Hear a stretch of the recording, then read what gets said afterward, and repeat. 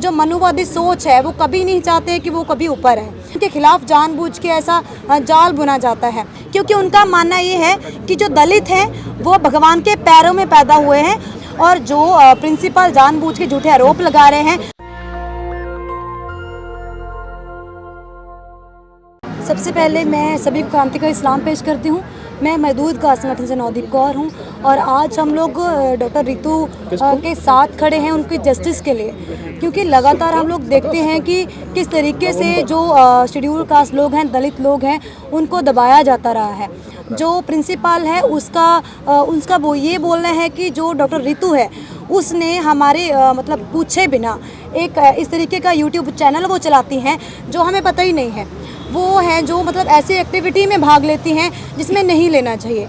मतलब जो डॉक्टर रितु है उसका गुनाह ये है कि वो एक तो मतलब एक ऐसी कास्ट से आती हैं जिनको जो मनुवादी सोच है वो कभी नहीं चाहते कि वो कभी ऊपर है। वो पढ़ लिख के ऊपर आती है और वो पढ़ाने तक लग जाती है, और उनको ये नहीं बर्दाश्त होता है, तो वो जानबूझ के झूठी चीज़ें जो उनके खिलाफ बोलती हैं, FIR तक बोलते हैं कि जो स्टूडेंट ने करवाई है, ये तक बोला जाता है कि स्टूडेंट को जो इनका पढ़ाना पसंद नहीं है। क्योंकि ये इसीलिए हुआ क्योंकि जब मामला हाईलाइट होता है, जब वो लगातार सोशल मीडिया के जरिए अपनी आवाज़ उठाते हैं, तो उनके खिलाफ जानबूझ के ऐसा जाल बुना जाता है। तो जो डॉक्टर रितु है उनके अंदर ये सारी कैपेबिलिटी हैं कि उन्होंने अपने दम पर वो दिल्ली यूनिवर्सिटी में आकर पढ़ाई की, और उसके बाद उन्होंने पढ़ाना शुरू किया। लेकिन शेड्यूल कास्ट होने की वजह से, वो दलित होने की वजह से उनको जानबूझ के टारगेट किया जाता है। और अभी जो प्रिंसिपल का ये बोलना है कि हम लोग जो ये आरोप लगाया जा रहा है कि दलित होने की वजह से जो उनको हटाया जा रहा है, हम लोग उसकी जगह दलित चेहरा लेके आएंगे, दलित ही जो टीचर होगी। हालांकि ये जानबूझ के ऐसा किया जा रहा है। दलित ही सारा कुछ साफ नहीं कर देता है। मेन मुद्दा ये है कि कौन सा दलित है जो अपने शोषण के खिलाफ बोल रहा है। जो दलित अपने शोषण के खिलाफ बोलता है, जो बाकी लोगों के लिए भी बोलता है, जो चाहता है कि समाज का जो ये सिस्टम है, जो पूरा ढांचा चल रहा है, इसका बदलाव होना चाहिए और लोगों का शोषण नहीं होना चाहिए, उन्हीं लोगों को टारगेट क्यों किया जाता है। और जो डॉक्टर रितु है वो हमारे सामने उदाहरण है, और सबसे बड़ी उदाहरण जो हम लोग भी हैं, और भी बहुत सारे लोग हैं जो लोग बोलते हैं जानबूझ के उनको टारगेट किया जाता है, उनके ऊपर ऐसी FIR दर्ज करवाई जाती हैं, उनको रास्ते साफ करने की कोशिश की जाती है। क्योंकि आज के टाइम पे जो सरकार है हमारे सामने, जो मनुवादी सरकार जिसको हम लोग बोलते हैं, हम ऐसे नहीं बोलते हैं, क्योंकि उनका मानना ये है कि जो दलित हैं वो भगवान के पैरों में पैदा हुए हैं, और वो उनका काम सिर्फ यही है कि जो अपर क्लास के लोग हैं, उच्च वर्ग के लोग हैं, उनका काम करना, उनका गंदा काम करना, उनका मैला उठाना, यही जो दलित लोगों का काम है। लेकिन अगर दलित लोग इसके खिलाफ अपने न्याय की मांग करते, शोषण की मांग करते हैं, और अपनी लड़ाई की मांग करते हैं, और अपने शोषण के खिलाफ लड़ाई करते हैं, उनको टारगेट किया जाता है और उनको रास्ते से हटाने की कोशिश की जाती है। और ये पहली उदाहरण नहीं है, लगातार आप लोगों के जरिए बहुत सारे मुद्दे उठते आए हैं और आज भी उठ रहे हैं। और इस प्रेस कॉन्फ्रेंस का माध्यम यही है कि अगर डॉक्टर रितु की आवाज़ आगे नहीं पहुंचती है तो इनके साथ ही वही व्यवहार होगा। तो इसीलिए हम लोग डॉक्टर रितु की जस्टिस के लिए, डॉक्टर रितु को जस्टिस मिले, और उनका उन्होंने जो मतलब उनकी जो उन्होंने पढ़ाई की है, जिस हिसाब से वो एक कॉलेज में पढ़ा रही हैं, उनको उनकी जगह मिलनी चाहिए।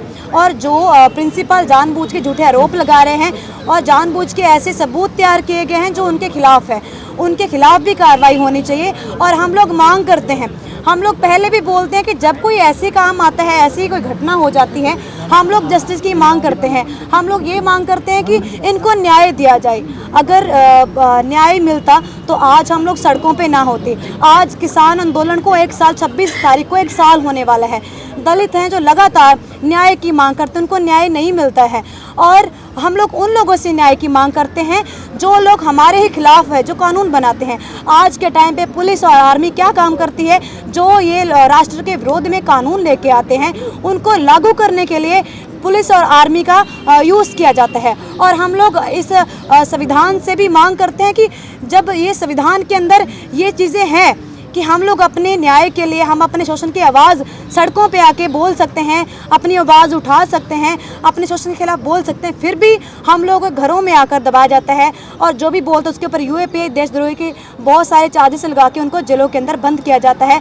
जो 99% डिसेबल है उनको जेलों के अंदर बंद किया जाता है क्योंकि वो ये बोलते हैं कि उनका दिमाग चल रहा है। मतलब इस तरीके की जो चीज़ें हैं जो हमारी सरकार कर रही है और इसके खिलाफ बोलना हमारा फ़र्ज़ बनता है, सभी लोगों का फ़र्ज़ बनता है, ख़ास तौर पे सोशल मीडिया के जरिए जो अच्छे पत्रकार हैं, न्यायपसंद मीडिया है और न्यायपसंद लोग हैं, उनका काम बनता है कि जो लोग जनता के लिए आवाज़ उठाते हैं उनकी साथ खड़े होने की ज़रूरत है। क्योंकि अगर ये आवाज़ें बंद होती हैं तो जल्दी ही जो मनुवादी सोच है, ब्राह्मणवादी सोच है, साम्राज्यवादी सोच है हमारे ऊपर हावी होगी और जल्दी ही ये ऐसा समाज जो इन लोगों ने बोला है कि 2026 तक ये टारगेट लेके चल रहे हैं, तो यह समाज बनने की नौबत ना आए। तो इसीलिए आज हम लोग डॉक्टर रितु के साथ खड़े हैं। आप लोगों से भी अपील करते हैं कि डॉक्टर रितु के साथ खड़े होने की ज़रूरत है। इतना कहते हुए आप लोगों से उम्मीद करते हैं जय जनता जय संघर्ष जीत करने वाले लोगों की होगी। नेशनल दस्तक की आपसे गुजारिश है कि अगर इसको बचाना चाहते हैं तो नेशनल दस्तक को सब्सक्राइब करने के लिए रेड कलर के सब्सक्राइब बटन को दबाएं, फिर बेल आइकन की घंटी दबाएं। नेशनल दस्तक को बचाने के लिए बहुत ज़रूरी है कि हर खबर को शेयर करें, लाइक करें, कमेंट जरूर करें।